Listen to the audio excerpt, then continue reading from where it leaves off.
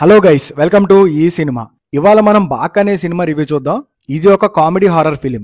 ఈ ఫిలిం లో Sundar C, Tamannaah, Raashi Khanna, Kovai Sarala, Srinivas Reddy and Vennela Kishore lead roles లో చేశారు. ఇదే కామెడీ హారర్ జోనర్ లో ప్రేమ కథా చిత్రం, ఎక్కడికి పోతావు చిన్నవాడ లాంటి సినిమాలు చాలా చూసాం. ఈ బాక్ సినిమా కూడా అరణ్మనే అని ఒక తమిళ సిరీస్ లో 4th ఫిలిం. సరే, ఇన్ని సినిమాలు చూసాం కదా, ఇది కూడా రొటీన్ ఉంటదేమో అనుకున్నా. ఇంతకీ ఈ సినిమా ఎలా ఉంది, నవ్వించి భయపెట్టిందా లేదా అని ఇప్పుడు తెలుసుకుందాం. ఇక ఈ సినిమా ఎలా ఉందో తెలుసుకునే ముందు అసలు సినిమా ప్లాట్ ఏంటో చూద్దాం. హీరోగా చేసిన సుందర్సి ఒక లాయర్. అతని చెల్లి తమన్నా ఉరివేసుకొని అండ్ బావ అనుమానాస్పద రీతిలో మరణిస్తారు. వాళ్ళు నిజంగానే న్యాచురల్ గా చనిపోయారా లేదా ఎవరైనా చంపేశారా? అసలు వాళ్ళకి ఏమైందో తెలుసుకుందామని మన హీరో రంగంలోకి దిగుతాడు. ఏం తెలిసింది అండ్ అసలు ఏం జరిగింది, ఈ బాక్ అంటే ఏంటి, లాస్ట్ కి ఏమైంది అనేదే స్టోరీ. అదంతా కాదు, ఇంతకీ ఈ సినిమా ఎలా ఉంది అంటే, జనరల్ గా నవ్వించి భయపెడితే సినిమాలు మనకు నచ్చేస్తాయి. కానీ ఈ సినిమాలో కామెడీ అక్కడక్కడ తప్ప పెద్దగా వర్కౌట్ అవ్వలేదు. ఇంకా భయపడతామంటారా? కొన్ని సీన్స్ లో ఖచ్చితంగా భయపెట్టారు.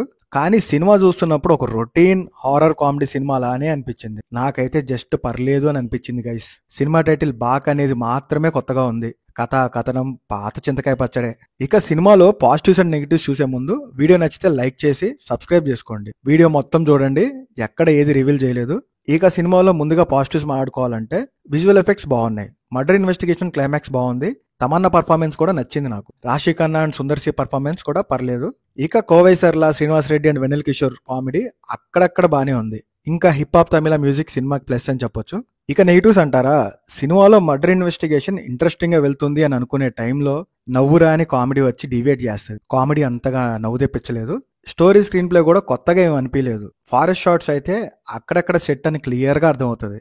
ఇక ఓవరాల్ గా ఒక్క ముక్కలో మళ్ళీ చెప్పాలంటే, సినిమా టైటిల్ బాక్ అనేది మాత్రమే కొత్తగా ఉంది. కథ కథనం పాత చింతకాయ పచ్చడే. ఇది మన ఈ సినిమా రివ్యూ. మీకు ఈ వీడియో నచ్చితే లైక్ చేసి మీ ఫ్రెండ్స్ కి షేర్ చేయండి. అలాగే మన ఛానల్ ని సబ్స్క్రైబ్ చేసుకోండి. మరెన్నో సినీ విశేషాలతో మళ్ళీ కలుద్దాం. Will meet you once again guys. Thank you. మీ ఈ సినిమా.